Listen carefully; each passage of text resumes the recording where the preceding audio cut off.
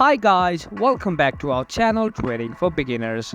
In today's video, I'm going to show you how to change the candle color on MetaTrader 4. So, without further ado, let's jump right into the video. Firstly, open your MetaTrader 4 account. After that, what you want to do is click on settings, which is on the bottom right corner of your screen. After clicking on settings, you'll find charts on the bottom. Just click it and click on colors.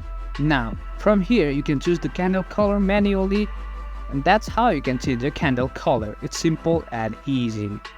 That's it for today guys. If you find this video helpful, then don't forget to give thumbs up, comments and feedbacks will be appreciated.